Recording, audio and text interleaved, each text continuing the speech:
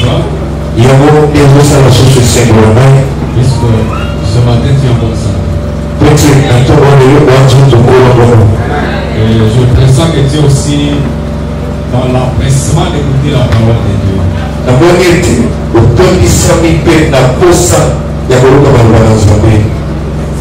Laisse que Dieu te bénisse déjà.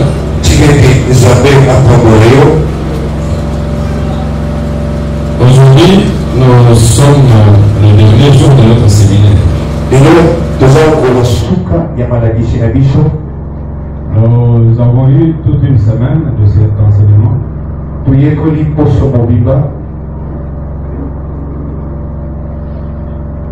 Je crois que nous avons déjà terminé ce qu'on pouvait dire.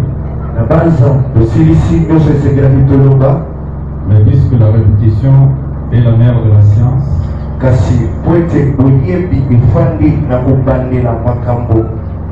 nous voulons faire une petite synthèse de ce que nous avons dit toute la semaine.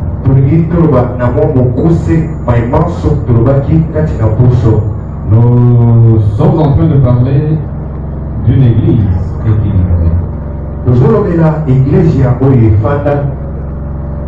C'est ça notre thème principal. Nous avons tiré cela du livre de Matthieu au chapitre 16e.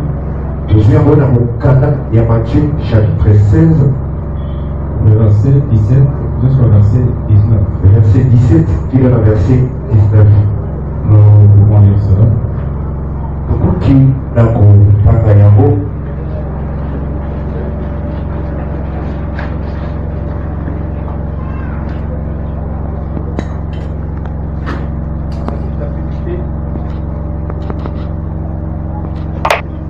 Matthieu chapitre 16, verset 17 jusqu'au verset 19. Matthieu chapitre 16, verset 17 jusqu'au verset 19. Nous lisons au nom de Jésus. Amen. Jésus, reprenant la parole, lui dit: Tu es heureux, Simon-Pierre, Simon fils de Jonas. Car ce ne sont pas la chair et le sang qui t'ont révélé cela,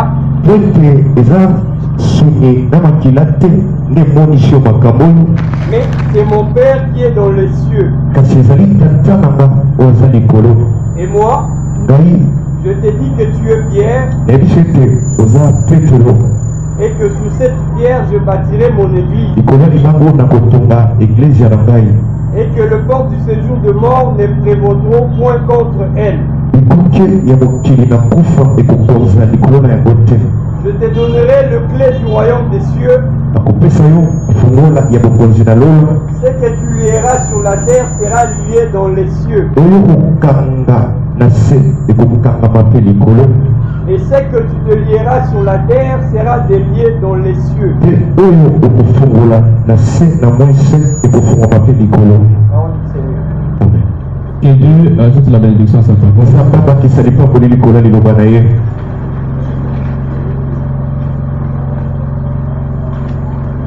Nous avons dit ceci en introduction. Peut-être toi qui n'as pas eu le temps d'être avec nous pendant toute cette semaine. Le premier jour, nous avons fait une introduction.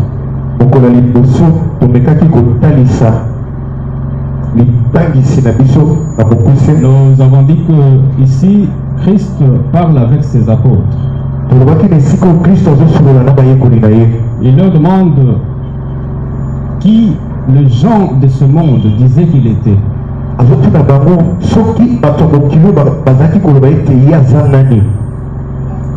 Comme tout humain, il faut parfois, quand on fait un parcours,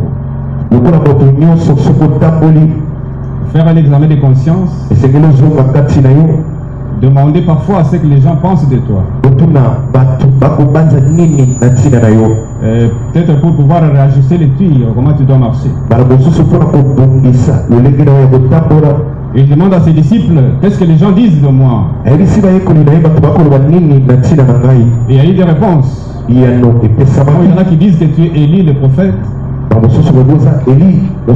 Les autres disent que tu es Peut-être Jérémie ou l'un des grands prophètes. Il se tourne vers eux, il leur dit, demande ceci. Mais pour vous, qui dites-vous que je suis? Pierre dit, tu es le Christ, le Fils du Dieu vivant. Jésus regarde Pierre et lui dit, tu es heureux Simon, fils de Jonas. Puisque ce que tu viens de dire ne vient pas de la chair ni de sang. C'est mon Père qui est dans les cieux qui te l'a révélé.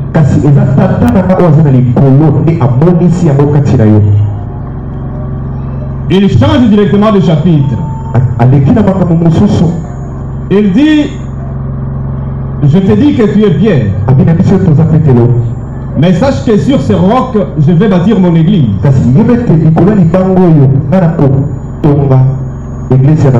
Apparemment, il n'y avait pas une pierre visible ou une pierre physique quelque part. Mais il dit que c'est sur ce roc que moi je vais bâtir mon église. Et voici les caractéristiques de mon église. Les portes de ces jours de mort ne peuvent pas prévaloir contre mon église.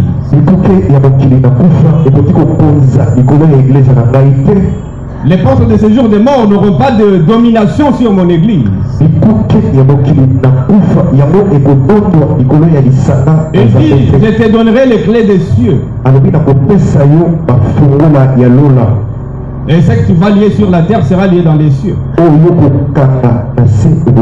Ici, il parle à Pierre comme l'église. Il dit que ce que l'église va lier sur la terre sera lié dans les cieux. Ce que l'église déliera sur la terre sera délié dans les cieux. Les portes de ce jour de mort, c'est quoi? C'est toutes ces difficultés que nous rencontrons dans la vie. Ce sont les maladies, la pauvreté, la stérilité, tout ça, ce sont les portes de ces jours de mort. Mais il dit que toutes ces choses n'auront pas de la prédominance sur son église. Et que l'église aura le pouvoir de lier quelque chose sur la terre et le ciel va exécuter.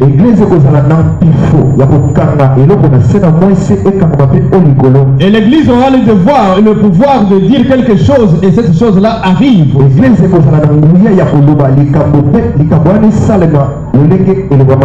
Autrement dit, l'église de Jésus-Christ sera une église équilibrée. Ce sera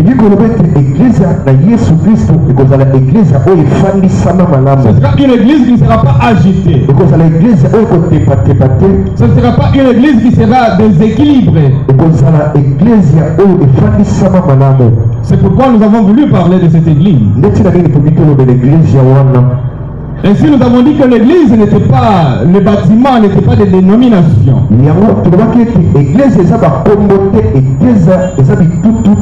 Mais l'église, ce sont les personnes.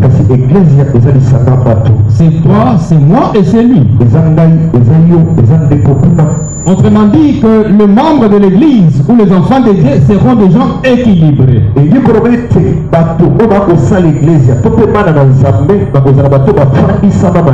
Si toi et moi nous sommes équilibrés, et si nous parlerons d'une église équilibrée, et que les portes de ce jour de mort ne peuvent pas avoir le dessus ou la domination sur nous.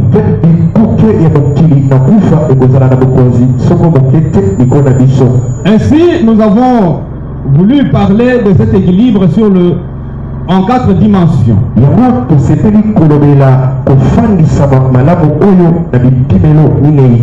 Le deuxième jour, nous avons parlé de l'équilibre sur le plan physique.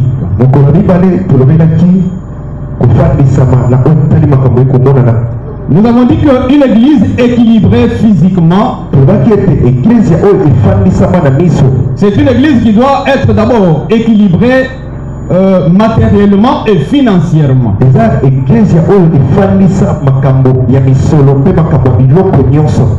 Donc elle doit d'abord avoir une adresse, Église wana esengeli ezala na esika oyo efandi, un lieu de rencontre sûr. ezala na bisika ya bokutami oyo yebana. Nous avons donné l'exemple du temps de Jésus. Il y avait des synagogues, il y avait le temple, il y avait aussi des endroits de prière. Topesaki ndakisa na ntango na Yesu ezalaki na basinagoge, ezalaki na batempelo, ezalaki na bisika masambo. Ainsi, toute organisation humaine qui se veut une église doit avoir une adresse précise. Na bongo mabongisami nyonso ya bato oyo elingi ekoma eglise esengeli ezala na esika efanda. Et pour cela, il faut que les membres aussi soient des membres équilibrés, des gens qui ont des adresses, des gens qui ont des résidences sûres. Na yango esengeli mpe bato oyo bakosala lingomba to eglise wana bazala mpe bato bafandisama malamu oyo bazala bisika bafandaka yebana. Les membres d'une église ne peuvent pas être des phaseurs. Bato bakosala eglise baza bato ya balabala te. Donc il faut que tu aies une adresse, que tu aies une résidence. Esengeli ozala na esika ofandaka, esika otiaka moto. Tu ne dois pas demeurer dans le rang physique. Yoko bana koyenga yenga te.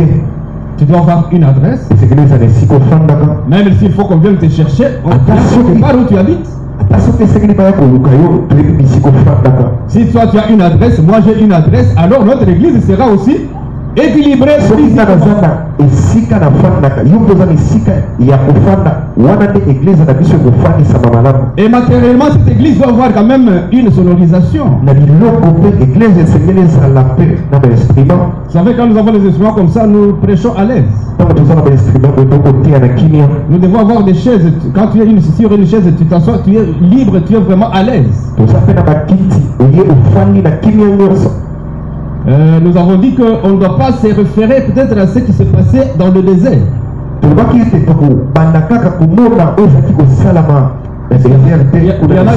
Il y en a qui pensent que comme Christ prêchait sans sonorisation, ils peuvent aussi le faire jusqu'aujourd'hui.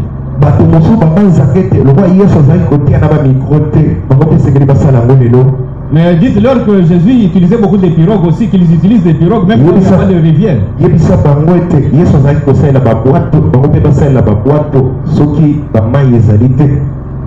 Qu'ils utilisent ce sont des circonstances qui faisaient que l'évangile soit prêché dans ces conditions-là.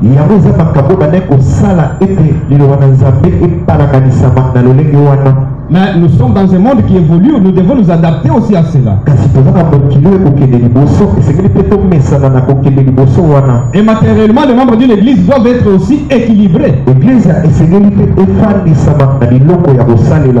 Tu dois quand même être en mesure d'équiper ta maison, c'est bien. Tu dois quand même avoir une maison propre, c'est bien. Toi-même, tu dois avoir de quoi te vêtir, de quoi t'habiller, comment te nourrir. Ainsi, notre église sera équilibrée matériellement. Nous avons dit que cette église doit être aussi équilibrée financièrement. Nous avons parlé de ce livre de Malachie, chapitre 3, le verset 10. Les Écritures déclarent ceci: et amenez dans la maison du trésor vos dîmes et vos offrandes.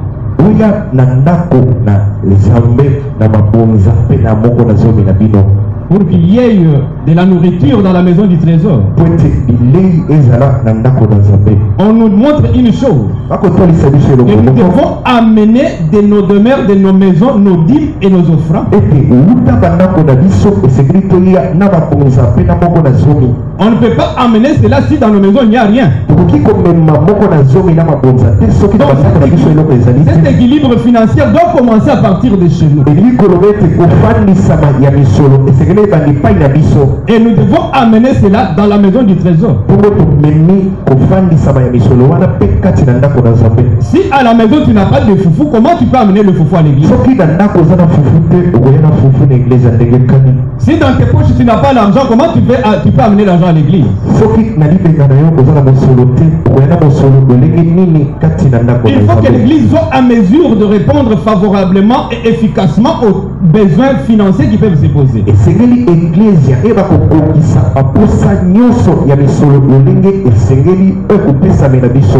Si nous n'avons pas de capacité ou de potentialité de répondre même à un besoin de $100 à l'église, c'est déjà une difficulté.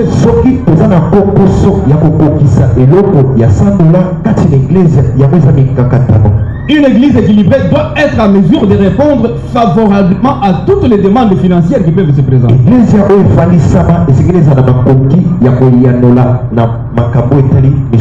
Et pour cela, il faut que chaque membre soit à mesure d'amener quelque chose. Et pour cela, pour avoir de la finance, il faut travailler. C'est pourquoi l'église doit avoir des gens qui travaillent. Des gens qui cherchent l'argent. Des gens qui sont actifs. C'est pourquoi l'apôtre Paul écrit aux Thessaloniciens, 2 Thessaloniciens chapitre 3, le verset 10 jusqu'au verset 12. Chapitre 3, verset 10, verset 12 à 12. Car lorsque nous étions sur vous, nous vous disons expressement, si quelqu'un ne veut pas travailler, qu'il ne mange pas non plus. Nous apprenons cependant qu'il y en a parmi vous quelques-uns qui vivent dans le désordre, qui ne travaillent pas, mais qui s'occupent de futilité. Nous invitons ces gens-là et nous les exhortons par le Seigneur à manger leur propre pain en travaillant paisiblement. Parole du Seigneur. Voici ce que l'apôtre écrit aux Thessaloniciens. Il leur dit que nous vous avons appris à travailler de vos propres mains. Cependant, nous apprenons que parmi vous, il y a des gens qui veulent vivre dans les désordres, qui ne veulent pas travailler. Donc il y a des paresseux, il y a des fainéants parmi vous. Nous avons dit qu'il y a 3 types d'églises. Il y a l'église que nous appelons l'église de Jérusalem, où tout est concentré sur place. On allait vendre ses biens pour amener cela à l'église. Ça, c'était le modèle de l'église de Jérusalem. Et si ce modèle avait existé jusqu'à aujourd'hui, l'église serait disparue.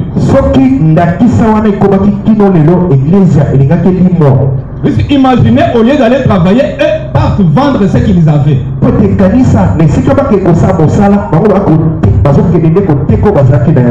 Puisqu'ils pensaient que Christ devrait revenir dans peu de jours. Mais cela, ça fait déjà plus de 2000 ans. Si l'église vivait dans ces conditions, l'église ne serait plus. Il y a le modèle d'Antioche aussi. Tout était concentré sur place. Il ne pouvait pas aller pour évangéliser et amener la bonne nouvelle ailleurs. Avec ce modèle, l'église serait dans les 4 murs, ne serait pas épanouie. Mais les églises que nous appelons l'église paulinienne ou les églises de Paul, c'est l'église où on doit travailler. On travaille et on amène les revenus à l'église aussi. Donc, dans une église équilibrée, si nous voulons être équilibrés sur le plan financier, nous devons travailler.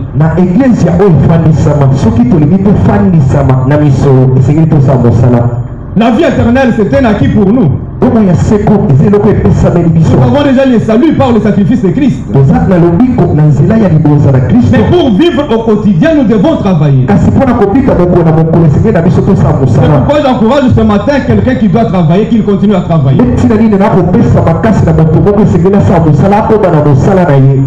Le monde dit qu'il n'y a pas de son métier. L'essentiel est de travailler pour avoir un revenu et être indépendant dans la vie. Aujourd'hui, nous avons beaucoup de problèmes dans l'église puisque les gens ne veulent pas travailler. Il y a des querelles partout à l'église puisqu'ils veulent partager ce qui est à l'église. Aujourd'hui, les Congos, au lieu d'engendrer des entreprises, ils engendrent des églises.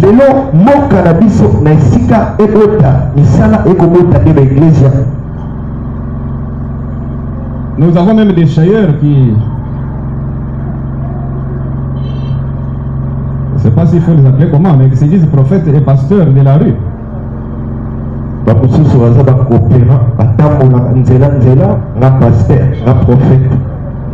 Suivez bien ce qu'ils visent en prêchant sur la rue.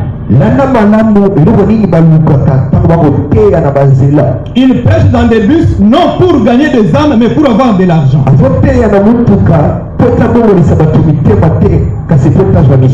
Non, il faut travailler pour avoir l'argent. Aujourd'hui, l'église est en train de détruire ce pays. Puisque nous sommes devenus beaucoup plus dans la prière que dans le travail. Quand on prie, cela n'exclut pas de travailler. Il faut travailler. Puisque notre Dieu lui-même est un travailleur. Le livre de Genèse commence par dire quoi? Dieu créa. C'est pour dire que Dieu travailla. Christ, quand il vient, qu'est-ce qu'il dit? Mon Père agit et moi aussi je dois agir. Donc l'église, nous devons travailler.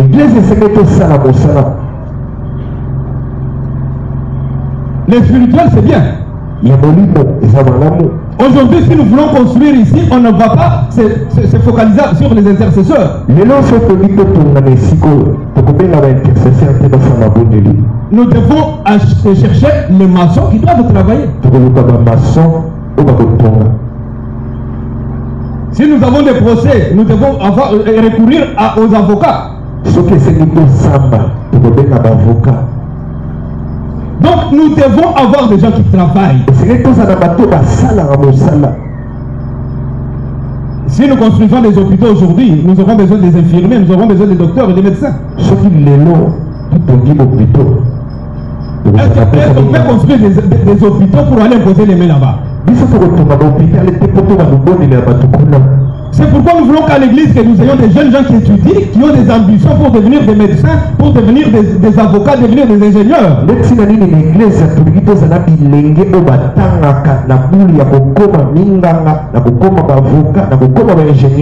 Nous avons besoin de décorateurs ici. Nous devons avoir des gens qui ont fait l'esthétique pour nous aider aussi.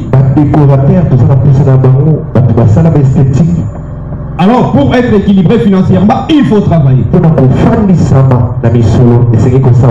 Il ne faut pas rester dans la distraction. Prie pour que Dieu bénisse ton travail, mais ne prie pas pour que Dieu vienne faire le travail à ta place.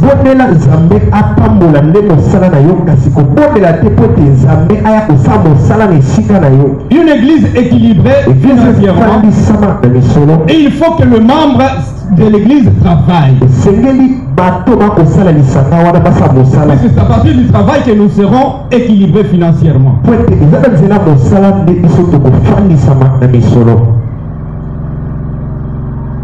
Et ça, c'était le deuxième jour. Le troisième jour, nous avons parlé de l'équilibre sur le plan spirituel. Une église qui se veut équilibrée doit l'être aussi sur le plan spirituel. Nous avons lu le livre de Luc.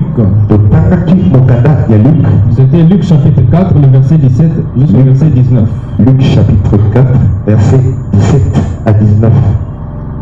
Ici, ok, tu peux lire ça.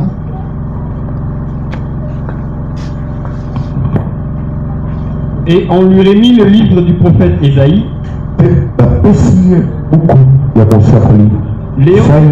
Léon déroulé, il trouva l'endroit où il était écrit: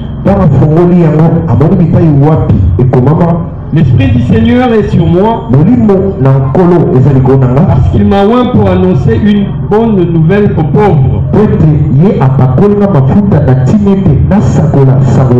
Il m'a envoyé pour guérir ceux qui ont le cœur brisé. Il m'a envoyé pour guérir ceux qui ont le cœur brisé, pour proclamer aux captifs la délivrance et aux aveugles le recouvrement de vue, pour envoyer libres les opprimés, pour publier une année de grâce du Seigneur. Parole du Seigneur. Ici, Christ donne la mission qu'il est venu faire sur la terre. Il se réfère à la prophétie de Ésaïe. Il dit que l'Esprit du Seigneur est sur moi. Il m'a oint. Il commence à donner les détails de sa mission. Donc sur le plan spirituel, dans une église équilibrée, au départ c'est le fondement de cette église. Puisque l'église doit être fondée sur Jésus-Christ et Jésus-Christ seul. Une église équilibrée ne peut pas être fondée sur les coutumes.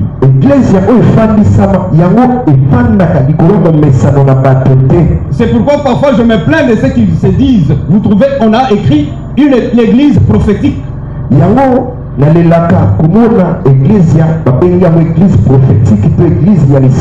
Non, l'église ne peut pas être fondée sur une prophétie.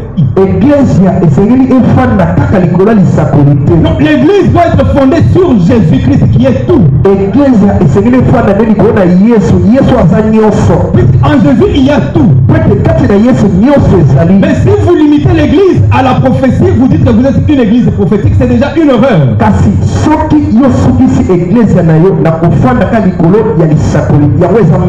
C'est pourquoi l'apôtre Paul dit aux Corinthiens que chacun qui bâtit dessus le fondement doit savoir prendre garde de ne pas poser un autre fondement.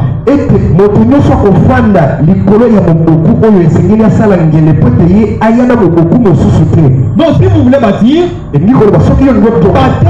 devez bâtir sur le fondement qui a été posé, à savoir Christ.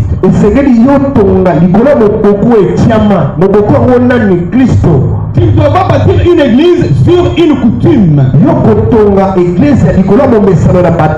Oh non, nous sommes l'église des dieux de noir. Nous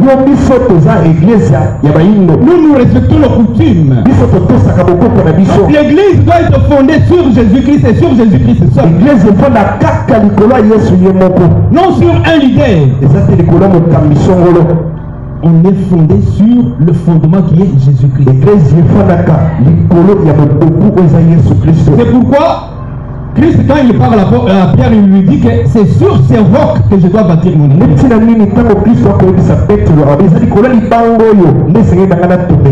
Et ces rocs, c'était la révélation que Dieu avait donnée à Pierre pour dire qu'il était le Messie, le Fils du Dieu vivant.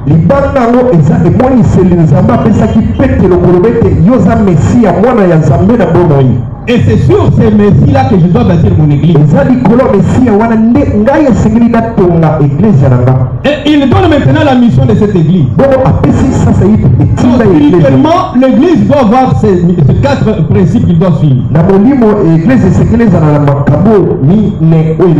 Annoncer la bonne nouvelle du royaume. Annoncer la bonne nouvelle du royaume. Donc, une église équilibrée spirituellement doit d'abord viser l'évangélisation.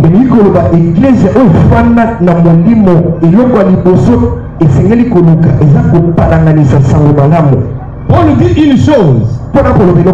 Il dit les Juifs demandent des miracles. Les Grecs Eux cherchent la sagesse. Mais nous prêchons Christ crucifié. Donc, c'est le message qui doit être envoyé dans l'église. Donc le socle de tout sermon, le socle de toute prédication dans l'église doit être Jésus-Christ.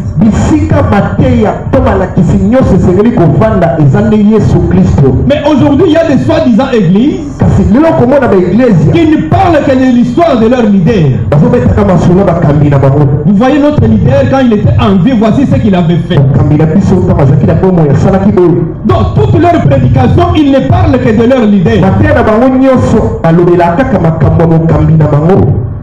L'église doit viser d'abord la gloire de Jésus, doit prêcher Jésus-Christ, puisque Jésus-Christ est tout.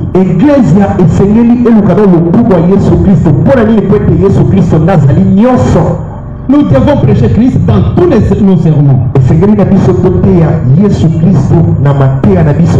Donc tout ce que nous pouvons dire, nous devons nous référer à ce que Christ a dit et ce que Christ a fait.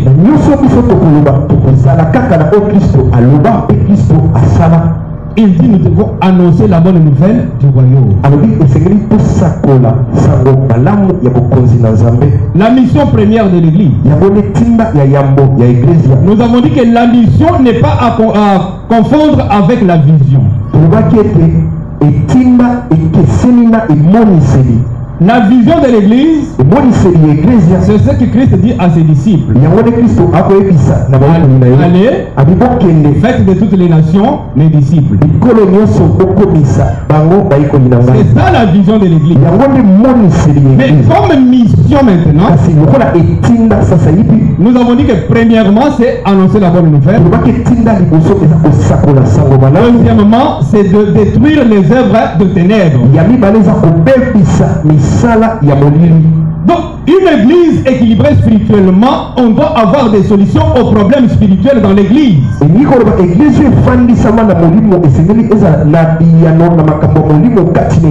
Il faut que les gens qui viennent malades rentrent guéris dans l'église. Il faut que les gens qui viennent liés rentrent des liens dans l'église. Une église ne doit pas être dans l'accoutumance. Une église ne peut pas vivre dans la monotonie. L'église de Jésus-Christ n'est pas une formule. Mais une église équilibrée spirituellement, c'est de la spontanéité. Donc, il y a des choses qui peuvent se faire dans la spontanément sans qu'on puisse s'y attendre.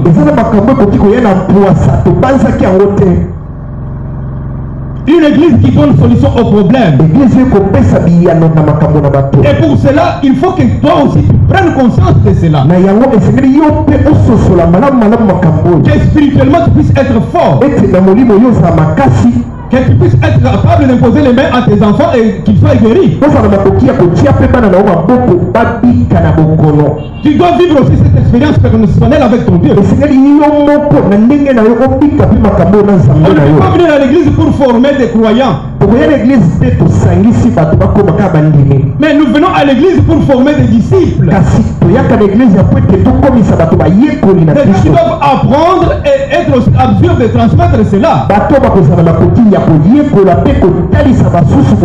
apprend que le Saint-Esprit existe. On t'apprend que tu imposeras les mains aux malades et les malades seront guéris. Tu t'appropries cela. Tu intériorises cela. Et tu cherches aussi à vivre cela. Il ne faut pas limiter l'église seulement aux leaders. Il ne faut pas limiter l'église seulement aux pasteurs ou aux évangélistes. Non. La Bible dit qu'il est monté au ciel. Il a amené les captifs. Et il a fait des dons aux hommes. Toi aussi tu es homme. Toi aussi tu es parmi ceux qui doivent être bénéficiaires de ces dons. Donc il faut que chacun comprenne que je suis aussi capable de faire quelque chose sur le plan spirituel.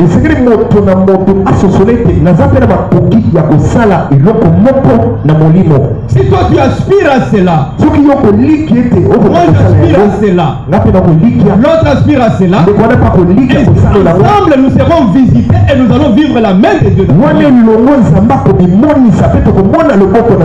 Tu ne dois pas seulement te limiter à dire non, les serviteurs de chez nous n'ont pas l'onction. Non, toi aussi tu es concerné par cette promesse. Nous devons vivre le charisme dans l'église. Les dons spirituels ne sont pas des utopies, ce ne sont pas des illusions ni des imaginations. Mais ce sont de réalités. Il faut que tu prennes conscience aussi que tu aspires à cela et tu cherches cela. Ainsi Dieu va te donner ça. Nous voulons voir l'église exploser spirituellement. Nous avons des problèmes, nous sommes surpris par certains faits. Or, la Bible dit ceci.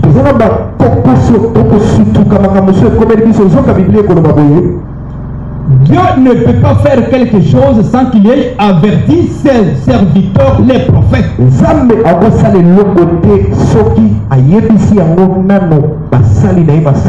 Nous voulons avoir ces dons de prophétie dans l'église. Non des fabrications locales, mais des prophéties originales. Puisque prophétiser veut dire prédire l'avenir. C'est lui qui te dit non, Dieu me fait voir, tu es venu d'une famille telle pauvre, il y a eu ceci, il y a ceci. Ce n'est pas une prophétie.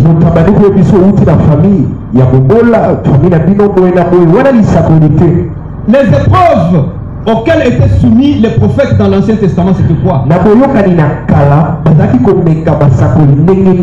Dieu dit, quand un prophète paraîtra au milieu de vous, quand il dira quelque chose, et si cette chose arrive, c'est alors que vous allez confirmer que c'est un prophète qui est venu de moi. La prophétie, c'est dire ce qui doit venir. Même si tu peux connaître mes ancêtres, ce n'est pas une prophétie. C'est une histoire que tu peux connaître, tu peux avoir peut-être une information ailleurs.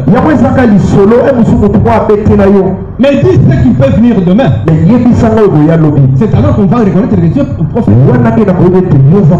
Il y avait les sacrificateurs, une autre épreuve.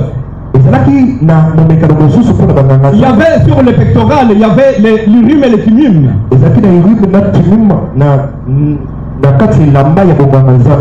Supportez-moi, je semble aller trop vite puisque je touche à beaucoup de choses. Le sacrificateur, le souverain sacrificateur portait sur l'éphod une sorte de tablier.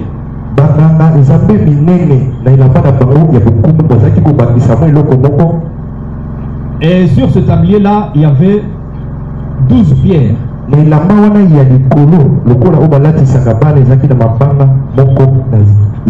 Et Dieu avait dit que ces 12 pierres, c'était des pierres précieuses.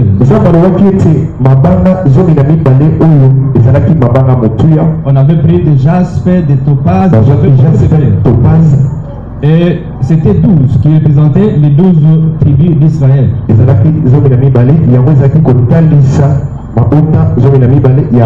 chaque pierre, il y avait les noms de chaque enfant de Jacob.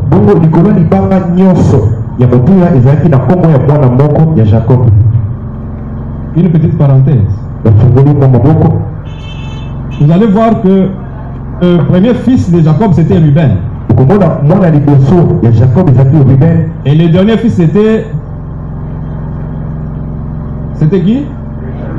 Benjamin.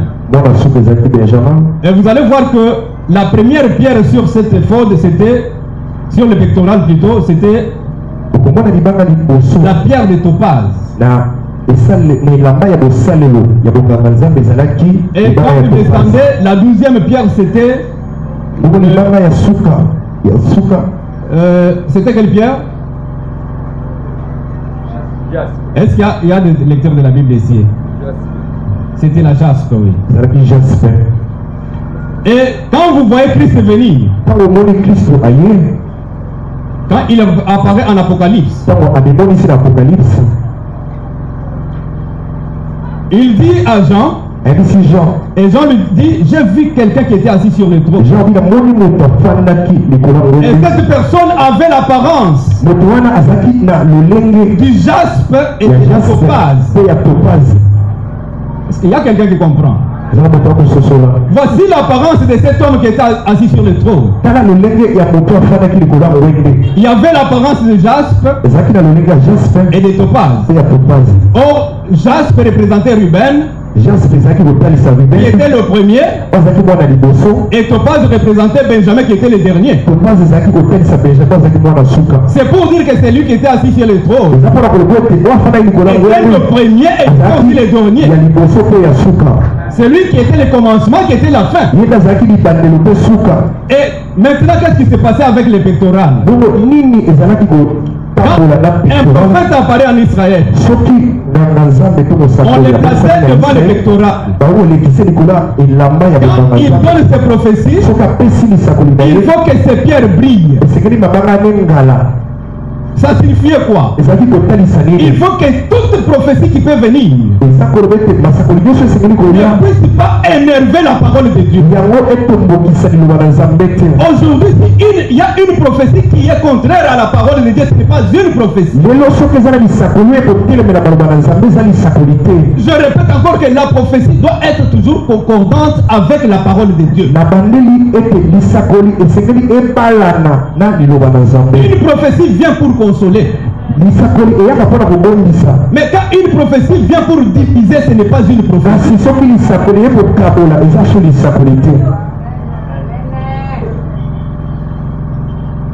Ok, nous avons dit qu'il faut détruire les œuvres des ténèbres. Donc l'Église doit être à mesure de détruire les œuvres du diable. Il doit y avoir des délivrances à l'Église. Des guérisons dans l'Église. Des solutions aux problèmes spirituels dans l'Église. C'est ça l'Église équilibrée spirituelle. Il y a aussi le perfectionnement des saints. Donc, dans une église équilibrée spirituellement, les saints doivent être perfectionnés. Donc, on doit vous enseigner, perfectionner, vous rendre excellent, pour que vous puissiez comprendre ce que vous devez faire.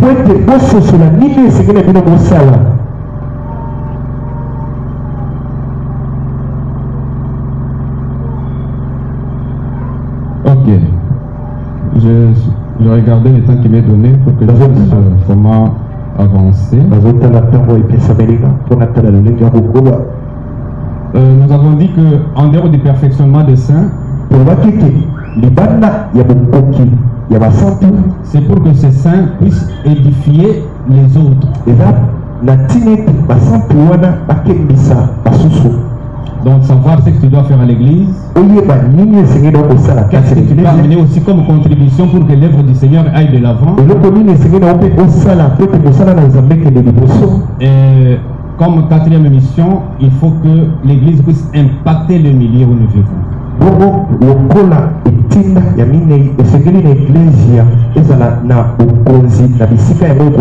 Donc l'église doit influencer le milieu. Il faut que là où vous êtes, s'il y a un problème dans le quartier, qu'on vienne d'abord vous chercher. Il y a une personne qui a un problème, il est tombé malade. Avant de l'amener à l'hôpital, on l'amène d'abord à l'église. On sent que l'église est capable de faire quelque chose. Mais aujourd'hui, l'église, au lieu d'impacter le milieu, c'est le milieu qui influence l'église.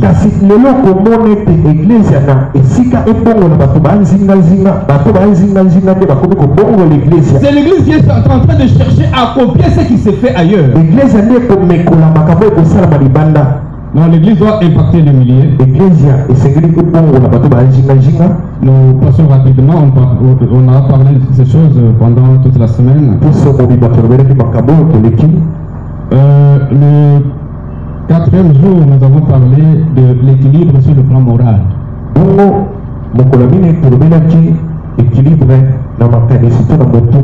Nous avons dit qu'une église doit être équilibrée moralement. Sur le plan moral, cela entraîne déjà les bonnes manières. Nous avons dit que l'église doit être constituée de hommes et de femmes polis.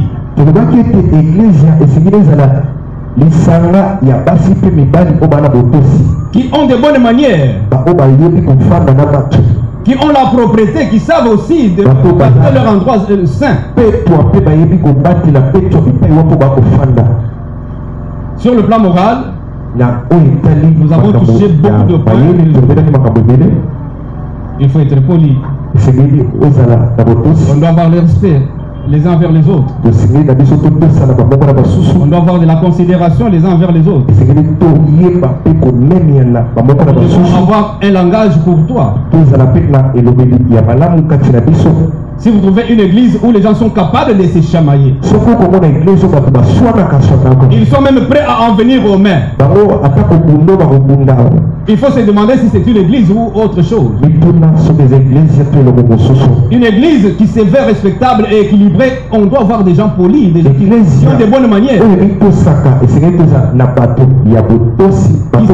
qui savent se saluer aussi. Puisque les notions élémentaires de la politesse, c'est d'abord la salutation. Si vous trouvez des gens à l'église qui ne savent même pas se saluer, il faut se demander s'ils sont convertis.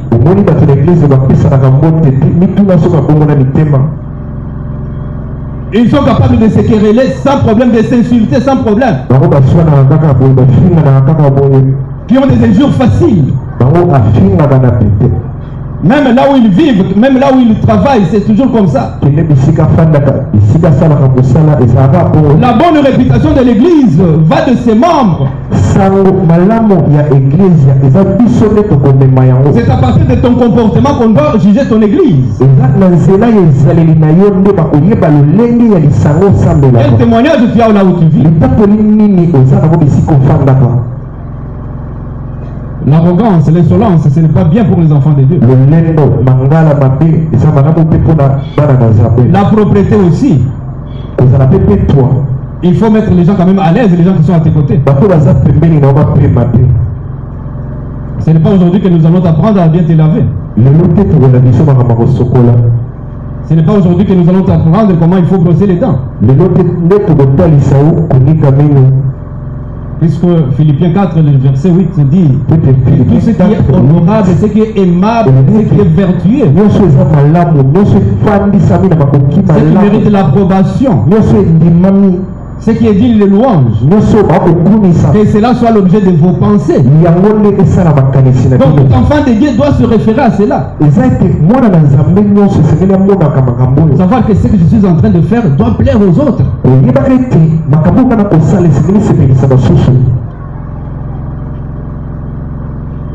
Donc dans ce point, nous avons parlé de la politesse et de l'hygiène aussi, et de savoir vivre. Et puis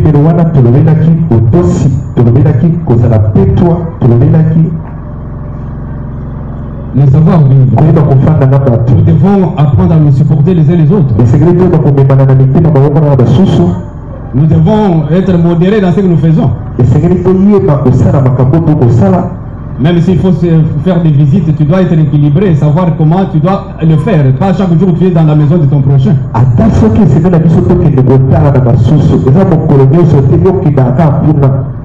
Sinon tu seras gênant. Nous passons.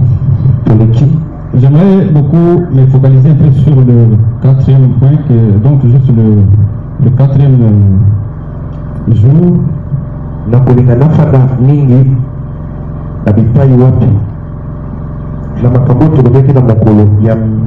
C'était le vendredi, oui. Nous avons parlé de la conduite dans l'église.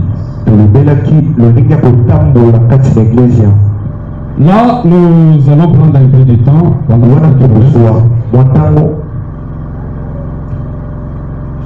1 Timothée chapitre 3, il nous reste 15 minutes.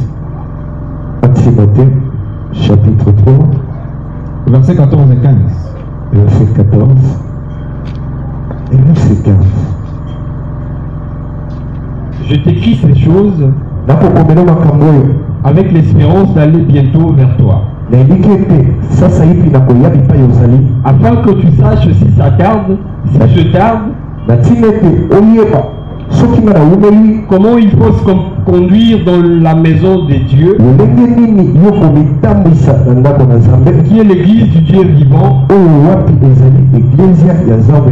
la colonne et l'appui de la vérité.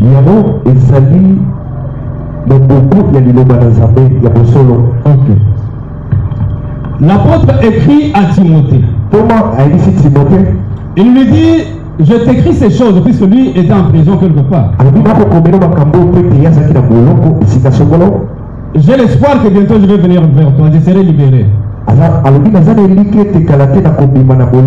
Mais le souci majeur avec lequel je t'écris ces choses, c'est pour que tu saches comment tu dois te conduire dans la maison de Dieu,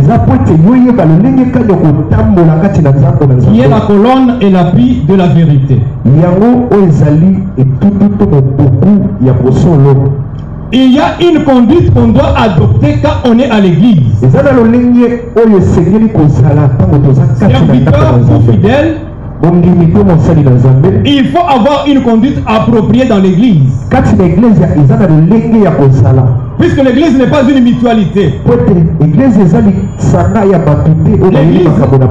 pas une coterie tribale. On ne vient pas à l'église pour connaître les tribus ou les origines des autres. Nous sommes venus des familles différentes. Nous sommes venus des éducations différentes. Mais Dieu a voulu nous mettre ensemble. Il nous a jugé dignes de nous confier ceci. Alors nous devons nous adapter au principe que Dieu a établi pour vivre dans l'église. On ne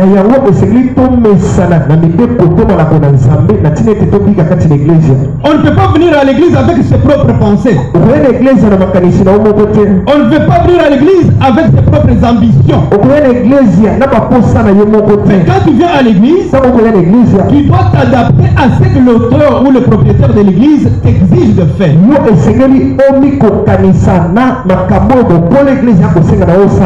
Il y a des gens qui viennent à l'église et ne comprennent pas pourquoi ils sont là. Tu viens avec tes mauvaises habitudes de la cité, tu amènes cela à l'église.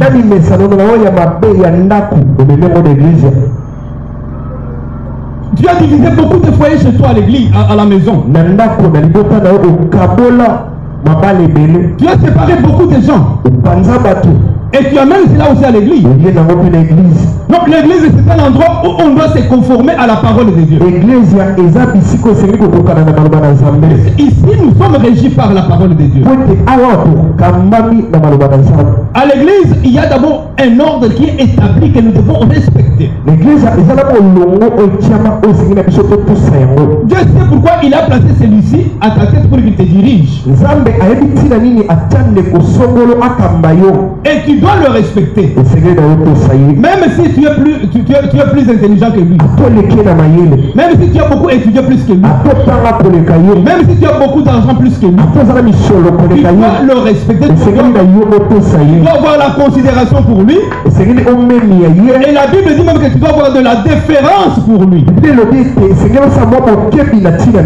Cette déférence veut un respect impliquant d'entrer dans la volonté de cette personne-là.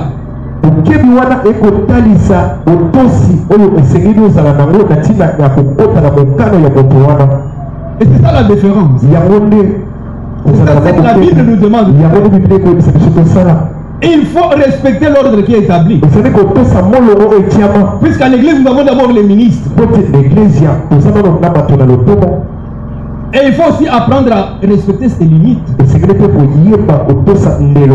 Vous savez, nous avons à l'église les ministères que nous appelons les ministères d'autorité ou les ministères de direction.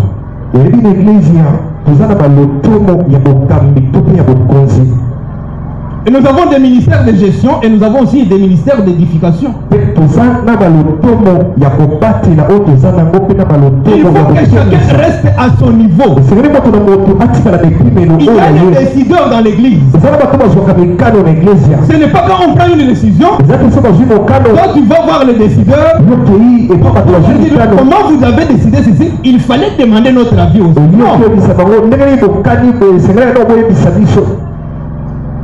Nous devons respecter cet ordre établi. Sinon, ce sera le système de pyramide renversé. À l'église, il n'y a pas la démocratie. L'église est démocratie, est-ce qu'on se comprend bien? La voix du peuple, c'est la voix de Dieu, ce n'est pas l'église. À l'église, il n'y a pas la démocratie. L'église, la démocratie, c'est la Qui sont pour? Qui sont contre? Pas ici à l'église. Ici, nous recevons ce que Dieu nous dit et nous vous communiquons cela. Vous acceptez. Puisqu'à l'église, c'est la théocratie. Ce que Dieu dit, c'est ce que nous faisons. Il nous dit d'aller à gauche, on va à gauche. Toi, tu n'as pas à venir nous juger. Moi,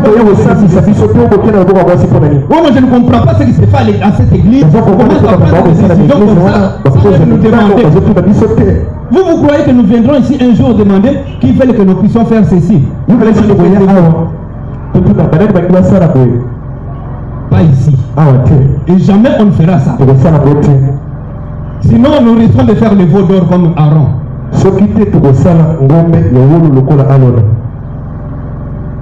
Quand le peuple a pris les dessus sur les ministres, les ministères de la direction,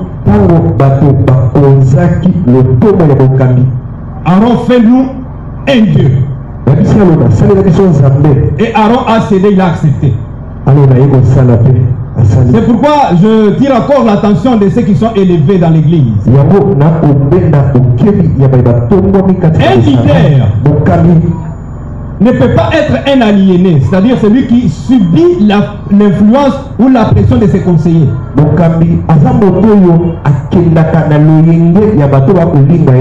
Un leader, c'est celui, quand Dieu te communique quelque chose, qui dirige pour qu'ils acceptent ça. Il ne faut pas chercher l'appui des autres.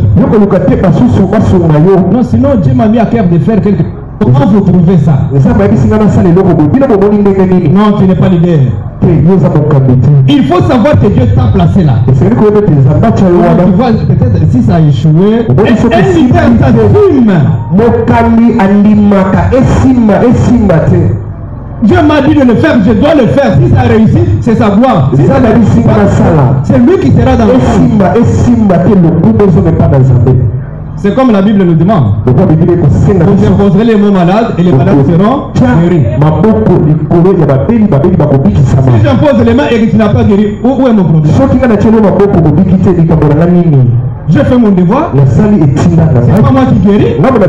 C'est Dieu qui guérit. J'ai imposé seulement les malades et les mains. J'ai fait mon travail. Dieu m'a placé comme leader, comme conducteur. Je reste conducteur et je fais ce qu'il me dit de faire.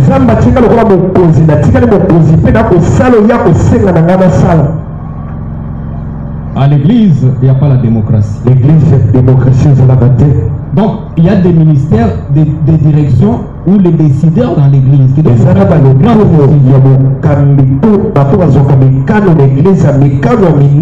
Ce n'est pas parce que tu es grand partenaire dans l'église que tu dois venir influencer les décisions dans l'église. Non, vous voyez, ces chantres-là, moi je ne préfère pas qu'ils se mettent encore de ce côté. Ils doivent changer de place et aller là-bas. D'ailleurs, moi je n'apprécie pas quand ces frères-là prêchent. C'est pas ton problème, limite pas à ce que tu fais.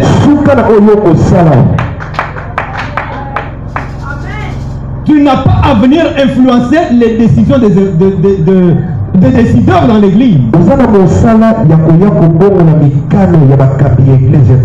Dans une église équilibrée, chacun doit respecter ses limites. C'est pourquoi dans l'épître aux Romains, il nous est dit, Romains chapitre 12, verset 6, verset 8. Il est dit que c'est lui qui est appelé au ministère doit s'attacher à son ministère. Celui qui est appelé à l'exhortation s'attache à l'exhortation. Attache-toi à ce que Dieu t'a donné de faire. Tu es diacre, reste diacre. Tu n'as pas d'injonction à venir donner aux décideurs de l'église. Et toi tu es ministre, tu n'es pas diacre. La Bible nous dit qu'il ne faut pas avoir le zèle amer dans l'église. Il y a des gens avec ce zèle amer dans l'église.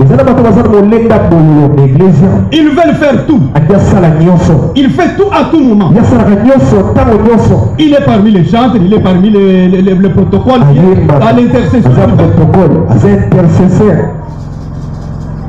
Ce sont des parvenus. Il ne sait pas c'est à quoi Dieu l'a appelé.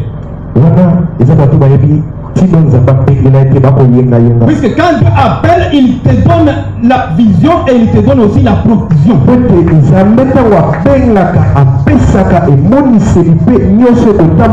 si c'est que Dieu t'a donné, tu vas faire cela avec facilité. Tu ne vas pas t'attendre.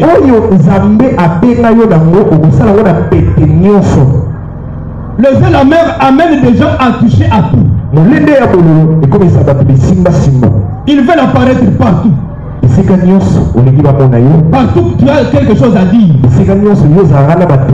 Tu veux connaître tout ce qui se passe à l'église. Gnosiologue. Tu dois rester là où Dieu t'a placé. Tu es protocole, reste protocole. Tu n'as pas des injonctions à aller donner aux chantres. Laisse les chantres faire leur travail librement. À moins qu'ils viennent te demander conseil. Aujourd'hui, nous voyons les gens qui se rabaissent. Vous trouvez un pasteur qui est devenu diacre dans son église.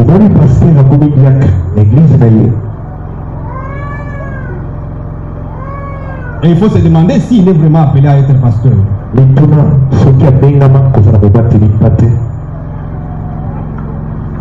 Puisque la cupidité nous amène à faire des choses qui ne concordent pas avec notre appel.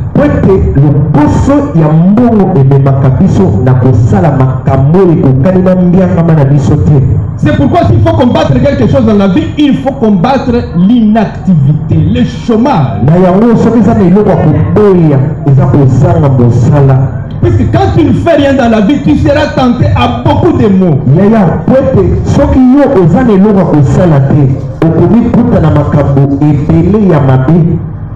Un jour, il y a un enfant qui me disait, vous savez, les pasteurs n'aiment pas qu'ils puissent prévoir le dimanche.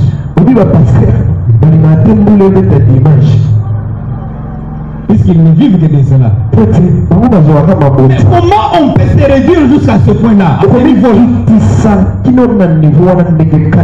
Quand la pluie commence à menacer les dimanches, tu deviens nerveux comme s'il fallait aller attaquer Dieu.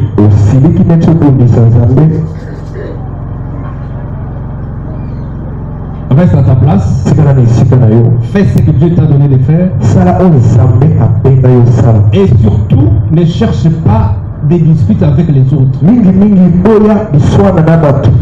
Parce que là où il y a des ailes amères, il y a toujours cet esprit de dispute. Dans l'exercice de tes fonctions dans l'église, tu dois faire un effort pour ne pas scandaliser les autres.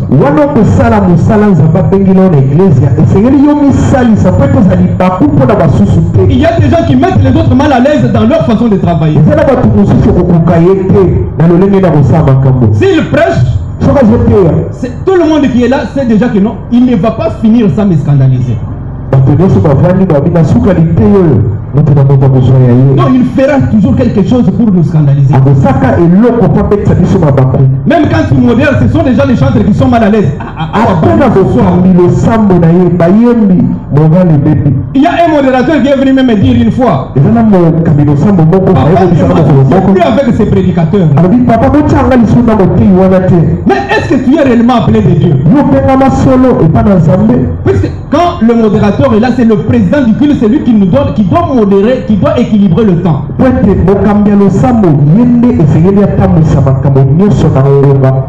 si tu es son supérieur, quand il me dit que tu dois faire 30 minutes, je fais 30 minutes et je m'arrête là. Ce n'est pas propre que le modérateur est déjà là debout. Toi qui fais semblant, et tu me dis que c'est le Saint-Esprit. Non, ça c'est du désordre. L'esprit de Dieu n'est pas un esprit de désordre. La Bible dit que ceux qui servent Dieu selon le Saint-Esprit sont agréables à Dieu et ils sont approuvés des hommes. Nous devons prouver que tu es de Dieu. Mais quand toi tu viens pour nous scandaliser, tu ne peux pas conduire par le Saint-Esprit. Quand tu as commencé à prêcher, le Saint-Esprit n'était pas encore là. Quand tu as épuisé le temps qui t'était donné, les ordres des menteurs. Nous devons honorer le service des autres. Si le protocole te montre une place, accepte ça. Donne la valeur au service de l'autre. Et fais tout pour chercher la paix avec tout le monde. Nous savons que tu as l'onction. C'est bien. Et nous avons placé ici pour que tu puisses modérer le clip. Modère seulement le clip. Tu n'es pas là pour prendre les décisions ici. Non, à partir d'aujourd'hui, tu l'as fait en préalable de quoi? L'église équilibrée doit se conduire selon les normes et les principes qui sont établis dans l'église.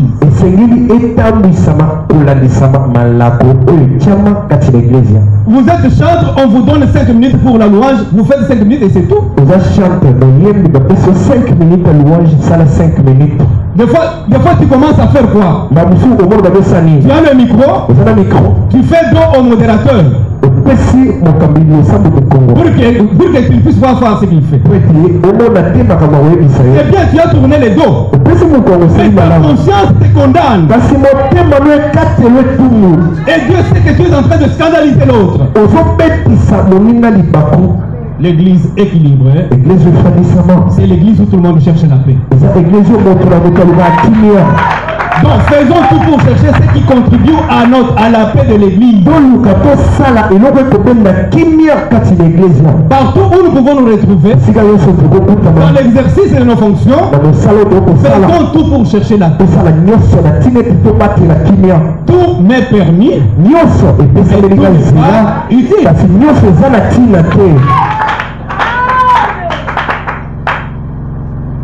Je sais qu'au cours de la semaine, nous allons parler de beaucoup de choses. Cherchons l'intérêt de Christ.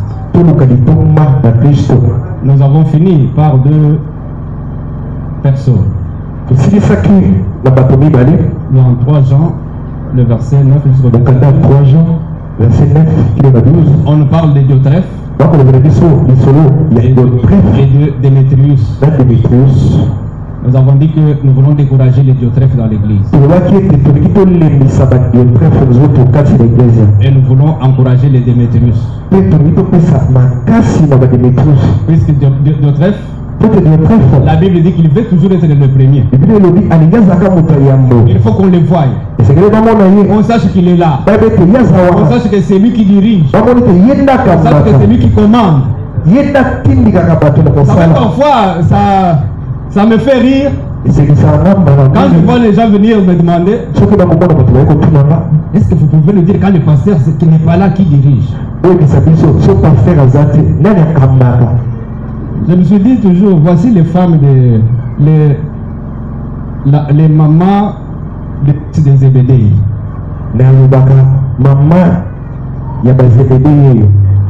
Les mamans des fils des Zébédée. Okay. Ce sont des gens qui viennent troubler les gens. Qu'est-ce que toi tu cherches? Pasteur ou pas pasteur, toi tu es venu pour Jésus. Conducteur ou pas conducteur, toi tu es venu pour Jésus. Attache-toi à Jésus. Le pasteur peut passer. Les conducteurs peuvent passer. Mais Jésus-Christ ne passera jamais. C'est pourquoi qu'il pleuve ou qu'il gêne, quoi qu'il arrive. C'est pourquoi nous ne nous annoncerons pas une autre personne à part Jésus. Nous te dirons seulement que c'est lui qui sauve, c'est lui qui guérit, c'est lui qui restitue, c'est lui qui restaure.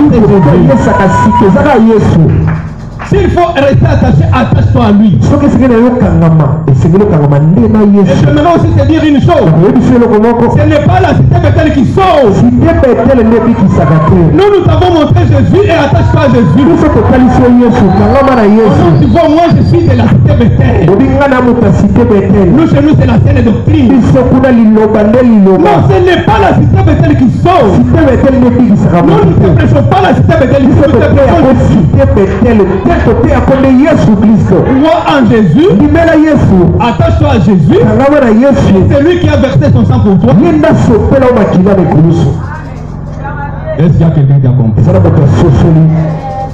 Est-ce qu'on peut se limiter ici? Laissez le modérateur. J'ai terminé.